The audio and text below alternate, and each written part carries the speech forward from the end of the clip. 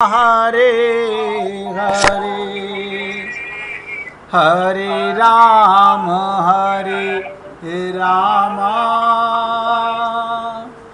राम राम हरे हरे हरे कृष्ण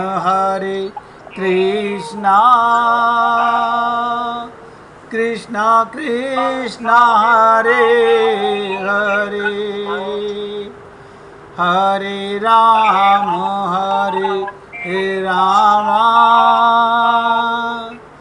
राम राम हरे हरे हरे कृष्ण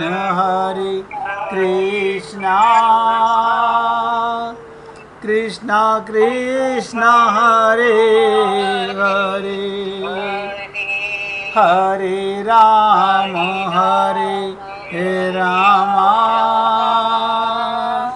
राम राम हरे हरे। देख, आप लोग अपने को भगवान से अलग मानते हो। अगर आपको आत्मज्ञान हो गया तो तुरंत आप अजन्मा हो गए, अमर हो गए, अविनाशी हो गए। देखो कितना बड़ा ज्ञान होता है। तो मैंने कहा ये लक्ष्मण, भरत, शत्रुघ्न ये कोई महापुरुष नहीं है, सब राम हैं। राम अपने आप चार बन गए और वही चारों फिर कृष्ण अवतार में श्री कृष्ण, बलराम, अनिरुद्ध और प्रद्युम्न ये चतुर्व्यूह बनकर के प्रकट हुए। वही ब्रह्मा, वही शंकर, वही विष्णु, वही राम अवतार में स्तुति करने गए, वही कृष्ण अवतार में स्तुति करने गए। इसलिए ऐसा नामापराध ना कमाओ। अगर कोई भोले भाले लोग शास्त्रों वेदों को नहीं पढ़ते हैं तो वे हमारी ये प्रार्थना को स्वीकार करें और थोड़ा भी अंतर ना माने कि दोनों बराबर हैं। ऐसा नहीं कहना, दोनों एक हैं। बराबर का मतलब दो पर्सनैलिटी हैं। एक ही पर्सनैलिटी के अनंत रूप आए, भगवान के अनंत रूप हैं। लेकिन आप और हम लोग अपनी माइक बुद्धि से समझना चाहते हैं, इसलिए समझ नहीं पाते। इसलिए बार बार आपसे निवेदन करता हूँ, छोटी छोटी बातें हैं। अगर एक बार आपको ज्ञान हो जाए, बस कैसे कैसे संत महात्मा इस पृथ्वी पर हुए हैं आप हम लोग सोच नहीं सकते। आप सोचिए, हमारे कई जानने वाले मेहर बाबा के अनुयायी हैं, ये भी संत हुए, ये भी संत हुए। 30 साल तक मौन रहे। बताइए, आप एक पल मौन नहीं रह पाते। आपसे कहा जाए आपको चुप साधना करनी है, आप बाहर से तो होठों पे हाथ रख लोगे, अंदर तुम्हारा बाजा चलता रहेगा। राम सुखदास जी कहते थे चुप साधना। अब करे कौन? अब बताओ, कहते हैं कोई सहारा दे दो, कोई नाम दे दो, ये चुप साधना हुई? कुछ नहीं, एकदम पिन ड्रॉप साइलेंट। अपने आते जाते सांसों को देखो, मौन रहो। बताइए, मेहर बाबा 30 साल मौन रहे, आज उनके अनुयायी 30 सेकंड मौन नहीं रह सकते, और हम मेहर बाबा को मानते हैं। कोई दूसरा व्यक्ति इतने लंबे अरसे से तक मौन नहीं रहा। महावीर सिर्फ 12 साल मौन रहे, ये रिकॉर्ड था। और मेहर बाबा ने सारे रिकॉर्ड तोड़ दिए। 30 साल मौन रहना। वो अपने हाथों की मुद्राएं बनाते थे।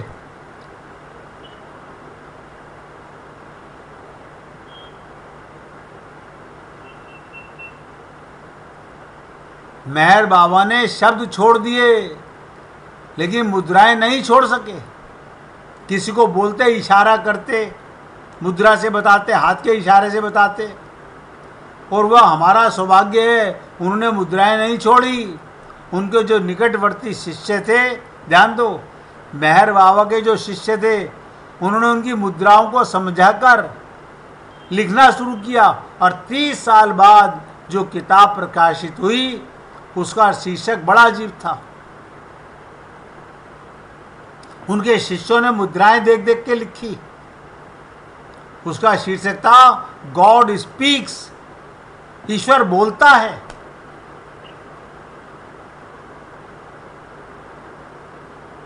यानी मेहर बाबा 30 साल तक मौन में जिए और मौन में मरे।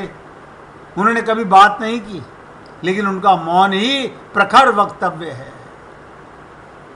उनकी अभिव्यक्ति, उनकी गीता, ईश्वर बोलता है। एक जैन फकीर हुए, आप देखिएगा, जापान के अंदर, उन्होंने कमाल कर दिया। वो क्या लिखते हैं? फूल बोलते हैं, अपनी अपनी सिद्धियां हैं। अब आप कहोगे फूल भी बोलता है, उसकी सुगंध से बोलता है। वो अंग्रेजी, हिंदी, जापानी संस्कृति नहीं बोलता, लेकिन फूल की भाषा बोलता है।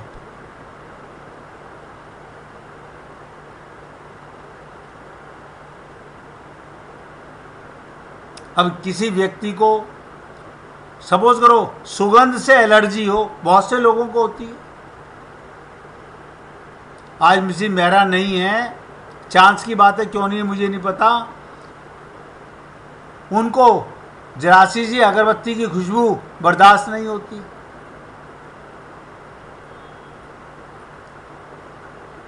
तो एक व्यक्ति कहते थे मैं मीलों से फूल की जबान सुन सकता हूं, इसलिए मैं अपने अनुभव से कह रहा हूं, यह कोई प्रतीक नहीं है, खुशबू देखी नहीं जाती। ईश्वर भी बोलता है, आवाज कैसी भी हो, वो मेहर बाबा के लिए एकदम सही लागू हुआ। वो बिना बोले बोलते थे। इसलिए आप और हम लोग क्या समझेंगे संत महात्माओं को?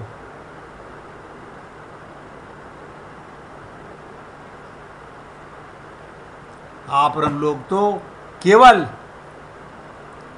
अपने आप को समझने का प्रयत्न करना चाहते हैं, अभी समझ नहीं पा रहे हैं।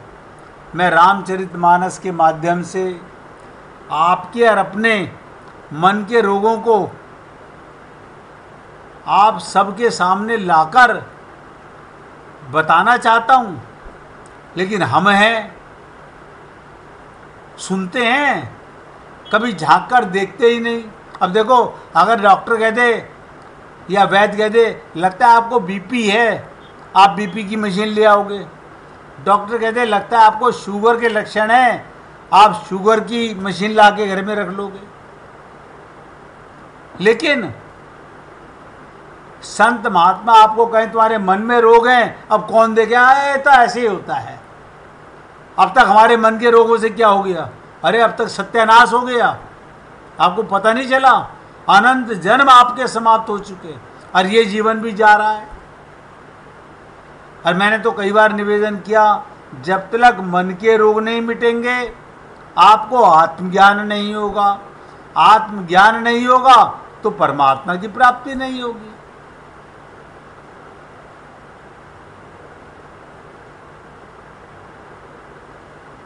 आप बताइए, गरुड़ जी ने कागभूषुंडी से कहा, एक राजा,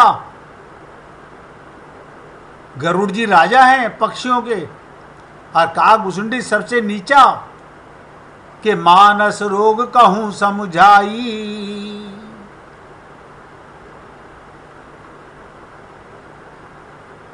मानस रोग कहूं समुझाई।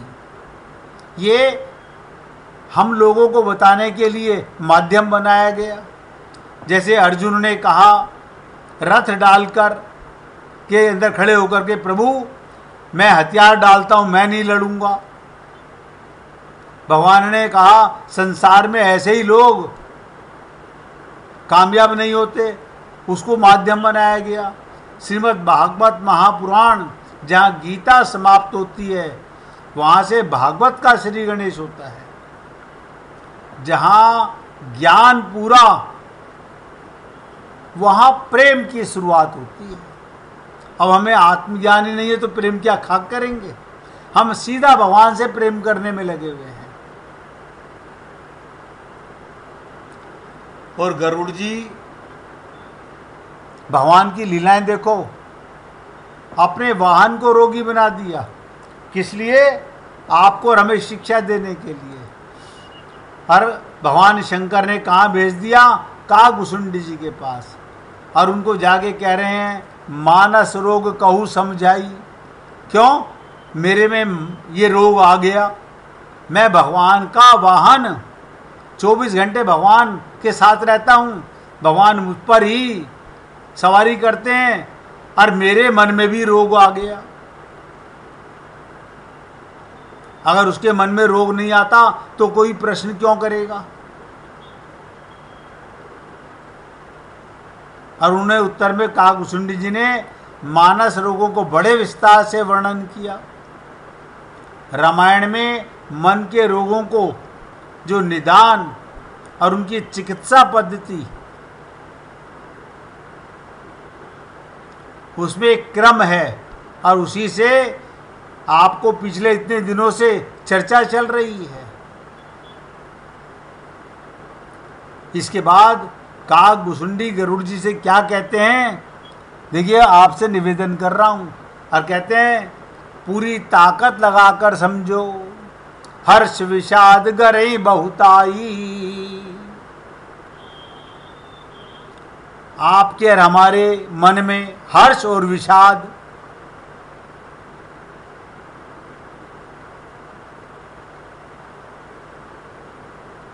अब आप सोचो, आप कितनी जल्दी खुश हो जाते हो संसार की बातों से। धन आ गया, आहा हा हा हा, हमारी दवाई आ गई, आहा हा हा, हमारा भोजन आ गया, आहा हा हा, हमारे रिश्तेदार आ गए, आहा हा हा। और यही सब छिन जाए तो 1 मिनट में निराश हो जाते हो, जहर नजर आने लगता है। इसी को हर्ष और विषाद कहा गया। तो तुलसीदास जी ने मानव शरीर में होने वाले एक गले के रोग से करते हैं इसकी तुलना, जिसे कंठमाला अथवा घेंगा कहते हैं। ये हर्ष और विषाद मानो मन का घेंगा रोग है, मन के रोग हैं ये भी। आप बताओ, हर्ष कहाँ रहता है? हाथ में तो रहता नहीं, पैर में रहता नहीं, कहाँ रहता है? मन में रहता है। दुख भी मन में रहता है और हर्ष भी मन में रहता है। हम बहुत दुखी हैं, आपके पैर में तो कुछ नजर नहीं आ रहा। अरे वहां दुख नहीं है, अभी खाना खाया तुमने, बोले वो दुख नहीं, खाए दुख मन के। अब आप बताओ, हमारे मन में खुशी कहाँ आती है? ये संसार का हर्ष कहाँ पर आ रहा है? मन के अंदर।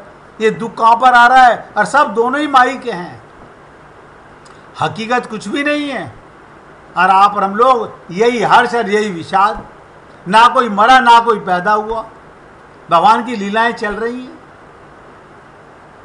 आप बताओ, भगवान अपने वंश को, भगवान श्री कृष्ण जाने से पहले सबको समाप्त करा गए। आप और हम लोगों ने सुना लेकिन नहीं समझ पाए इन बातों को।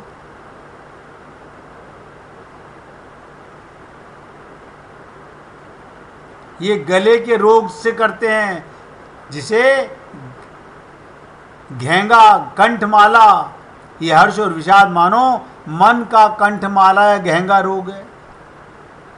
रामायण में जब ये कहा गया हर्ष अर्थात प्रसन्नता, अब ये तो सब जानते हो, और हर्ष माने क्या? प्रसन्नता। आज बड़ा मन प्रसन्न है। क्या हुआ? आज बहू ने मेरे को एक ऐसी तियल, ऐसा सामान ला के दिया, मेरा मजा, मैं बहुत खुश हूं।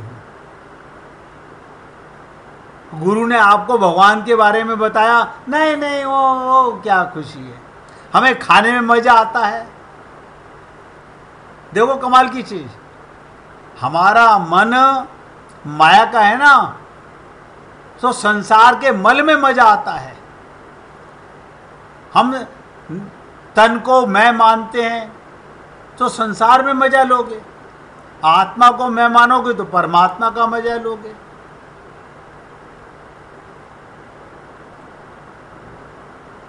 और मैंने कहा हर्ष माने प्रसन्नता, मन का एक रोग है।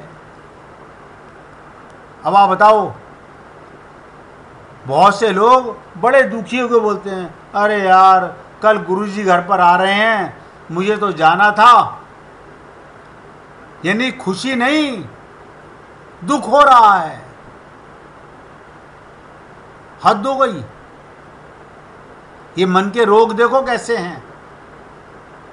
जहां प्रसन्नता होनी चाहिए, इस देह में हरि मिलत है, ये प्रसन्नता का काम है कि दुख का कारण है।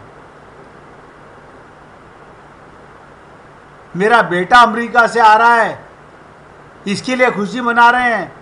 मुझे अपने प्रीतम परमात्मा की समझ आ रही है, ये खुशी नहीं मना रहे।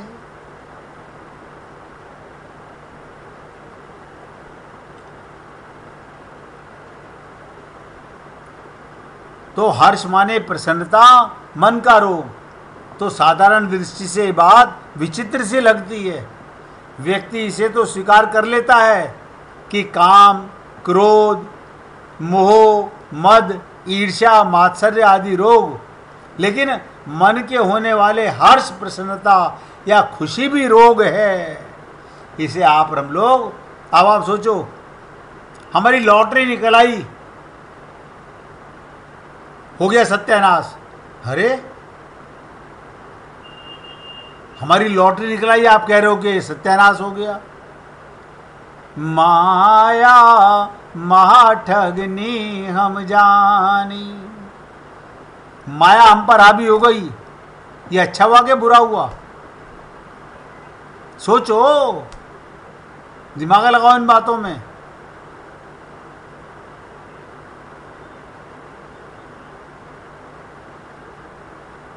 प्रसन्नता या खुशी भी मन का एक रोग है, ये बात साधारण व्यक्ति को समझ नहीं आती। और आज आपसे निवेदन कर रहा हूं, बार बार सोचिएगा कि आप और हम लोगों के मन में आज बड़े प्रसन्न हैं, उसने मेरा डूबा हुआ पैसा वापस कर दिया। अच्छा अच्छा अच्छा, आज डॉक्टर ने लिख के दिया अब तुम्हारे को कोई रोग नहीं है, हम बड़े प्रसन्न हैं। ये रोग है, प्रसन्नता भी एक रोग है। आत्म संतोष रूपी धन का पता नहीं, बस सुन लिया, जब आवे संतोष धन सब धन धुरी समान। एक छोटी सी कथा के माध्यम से समझ लीजिएगा। आत्म संतोष रूपी धन, एक नगर का राजा जिसे ईश्वर ने सब कुछ दिया, समृद्ध राज्य दिया, सुंदर सुशील गुणवती पत्नी दी, संस्कारी संतान, सब कुछ था, उसके पास फिर भी दुखी का दुखी रहता। एक बार वो घूमते घूमते एक छोटे से गांव में पहुंचा। ध्यान सुनो, फिर भी दुखी रहता था राजा। परिवार अच्छा, पत्नी अच्छी, बच्चे अच्छे। एक बार घूमते घूमते छोटे से गांव में पहुंचा, जहां एक कुम्हार भगवान भोले बाबा के मंदिर के बाहर मटकियां बेच रहा था और कुछ मटकियों में पानी भर रखा था और वहीं पर लेटे लेटे हरि भजन गा रहा था। राजा वहाँ आया और भगवान भोले बाबा के दर्शन किए और कुम्हार के पास जाकर बैठा तो कुमार बैठा, उसने बड़े आदर से राजा को पानी पिलाया। राजा कुमार से कुछ प्रभावित हुआ और राजा ने सोचा ये इतनी सी मटकियों को बेचकर क्या कमाता होगा। तो राजा ने पूछा, क्यों भाई प्रजापति, मेरे साथ नगर चलोगे? तो प्रजापति ने क्या कहा, कुमार ने, नगर चलकर क्या करूंगा राजा? वहां चलना और वहां खूब मटकियां बनाना, फिर उन मटकियों का क्या करूंगा? राजा बोले, अरे क्या करेगा, उन्हें बेचना, खूब पैसा आएगा तुम्हारे पास। फिर कुमार बोला, फिर क्या करूंगा उस पैसे का? अरे पैसे का क्या करेगा, पैसा ही सब कुछ है। वो कुमार बोला, अच्छा राजन, अब आप मुझे ये बताइए उस पैसे से क्या करूंगा बस। राजा बोला, अरे फिर आराम से भगवान का भजन करना, अब फिर तुम आनंद में रहना। कुमार बोला, क्षमा करना हे राजन, पर आप मुझे ये बताइए अभी मैं क्या कर रहा हूं? आपने कहा पैसा कमा के भगवान का भजन करना, अभी मैं क्या कर रहा हूं? और आप पूरी ईमानदारी से बताना। काफी सोच विचार कर राजा ने, मानो इस सवाल से राजा को झकझोर दिया। राजा बोला, हाँ कुमार जी, आप इस समय आराम से भगवान का भजन कर रहे हो, जहां तक मुझे दिख रहा है आप पूरे आनंद में हो। तो कुमार बोला, हाँ राजन, यही तो मैं आपसे कह रहा हूं, आनंद पैसे से नहीं मिलता, पैसे से नहीं प्राप्त किया जा सकता। तो राजा ने एक आखिरी बात पूछी, कृपया करके आप मुझे बताओ आनंद की प्राप्ति कैसे होगी? देखिएगा, आप ध्यान से सुनिएगा, कुम्हार से पूछ रहा है राजा कि आनंद की प्राप्ति कैसे होगी। प्रजापति बिल्कुल सावधान होकर सुनना। क्या बोला कुमार? राजन बिल्कुल सावधान होकर सुनना, जैसे मैं आप लोगों से कहता हूं, एकाग्रचित्त होकर सुनना और उस पर बहुत गहरा मंथन करना जो मैं बताने जा रहा हूं। राजन, हाथों को उल्टा कर लीजिए। क्या बोले? हाथों को उल्टा कर लीजिए। राजा बोला, वो कैसे?